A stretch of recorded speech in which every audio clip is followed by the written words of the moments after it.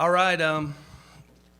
Excited to be here. It's opening week for us, so obviously we're tired of playing each other. We've been playing each other since September, and excited to get out to Arizona. I think it's going to be a exciting season. With this first weekend, will be a lot of competition and everything going on. We've set up our schedule to play some of the nation's best and to really test us. So our first couple weeks will be a good test of our ball club.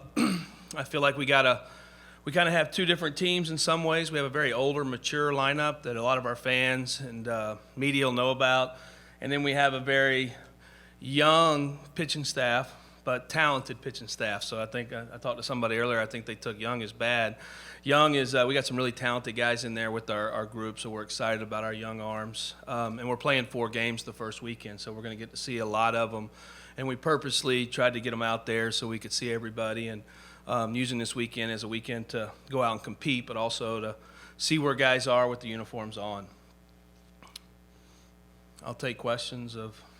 What does that starting rotation look like the first weekend? We're still working on it a little bit, but Jonathan Stever will go Friday right now, and Timmy Heron will go on Saturday, big sophomore lefty. And right now we have Andrew Saalfrank, a freshman, throwing on Sunday, and Brian Hobby on Monday. So that'll be our 4 right now that will go in the first weekend, as long as everything stays the course for the week. Is that really a competitive situation too, when you throw so many young guys who are probably all eager to jersey on? Like, it's not how competitive was that pitching, fight for those spots? It's really competitive, and it's we actually have we probably have 6 starters that we consider starters, and probably some other guys who could start too. So the last couple of weeks you play Friday, Saturday, Sunday, but you play each other, so you get 2 guys, and 2 guys that get the starts. So obviously, probably I got 2 guys who aren't real happy today when they of everything else, and I hope so. It's competitive with those guys, but they'll have big roles out of the pen for us too. Some of those guys. On that note, what's the back end of the bullpen kind of shaping out to be right now? We got a lot of different options there. I mean, Luke Stevenson's a guy who had a really good fall for us, a mature, older player with a really good arm. Pitch at the end. B.J. Sable can pitch at the end of the games for us. He's a nice left-on-left matchup guy, but he gets righties out too. So 2 older guys who've pitched a lot of college baseball at the backside. And then Paulie Milto's another guy there for us too that could really jump out. He pitched a lot in that role last year. And then all the freshman guys. I mean, we just have a lot of young arms that can get a chance to get out there and throw. I know you're excited about the talent and youth of this young pitching staff, but just how much of a challenge is it replacing guys like Kyle Hart and Jake Kelser and Caleb Berger, among others, of course, who brought so much to that staff?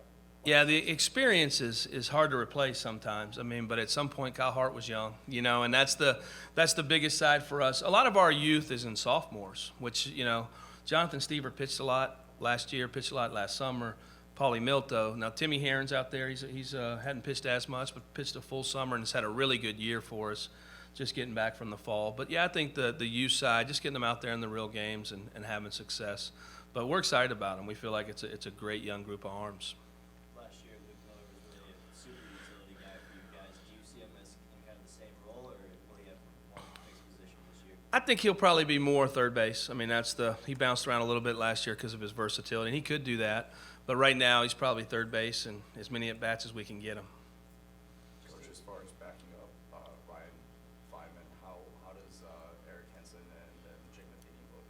They've been both good. We feel like we have 3 really capable catchers right there. Both Eric and Jake have been really good. Jake's had a really good spring training. So Jake's had I think he's hit, I may be wrong, but it's 5 or 6 home runs in 3 weekends. So he's had some good swings. We're still developing defensively all the time, like all of them. But we like our catching position right now. We feel like we got 3 capable guys. I hate to bring up last year, but the start of the season kind of set you back a little bit. Just kind of the offense kind of getting together, the pitching sort of figuring itself out. You mentioned this weekend kind of throwing a few different guys, but how important is it to not fall in that situation again where you have to string together wins just to kind of dig yourself out of the hole? Right.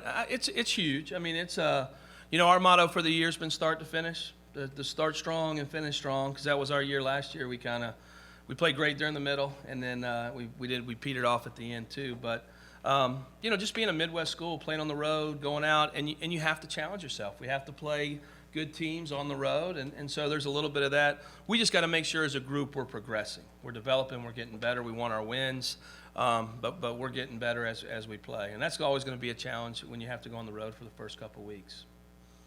How excited were you to hear that IU would be hosting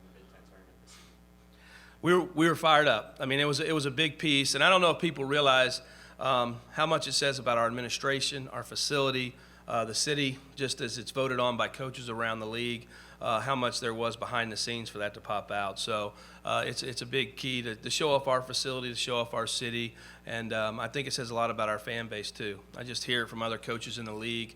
They enjoy coming to Bloomington and play.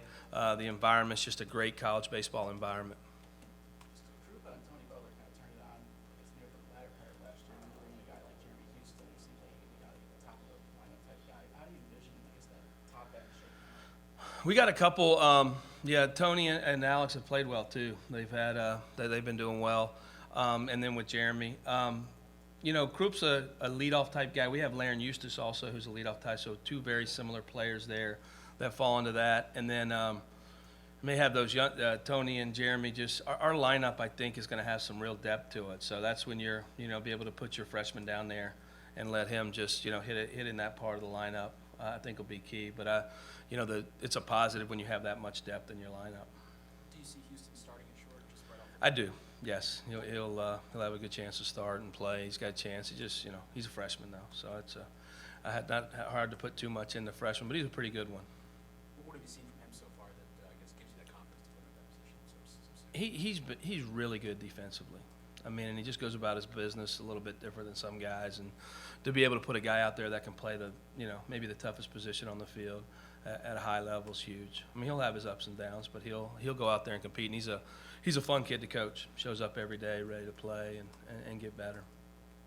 You've got these two guys over there, Logan and Craig. Just kind of, what could they do just for that middle of the lineup? Just those two big vets, veteran guys, just to kind of anchor this group. Yeah, I think it's going to be huge. I mean, I think that when you come up to see us play, you'll see some, we got some physicality, we have some athleticism, and where we have a lot of experience too. These guys have just played a lot of baseball, and they've swung it really well to this point. I think they're at a point in their career where they're ready to have big years. And with good lineups and good offenses, you feed off each other. So I think there's a lot of guys in there, the Alex Krupas, the Tony Butlers, the Luke Millers, we have a new player, Matt Lloyd, very talented hitter also that's going to jump into that mix to where we're going to be able to put a lineup with good depth and be able to do some different things together. Steve, and some starts for you really last year. What have you seen really development-wise that makes him the Friday guy? He's added a better breaking ball. I think that's the biggest piece from last year to him. He's throwing a better breaking ball, 3 pitches. Very steady, just shows up, goes about his business, and, good command guy that just gets after it. But I think the breaking ball's really made a big difference for him to this point. Picked it up into the summer and got back this fall and really perfected it and had a really good fall for us. And he's had a good spring training too.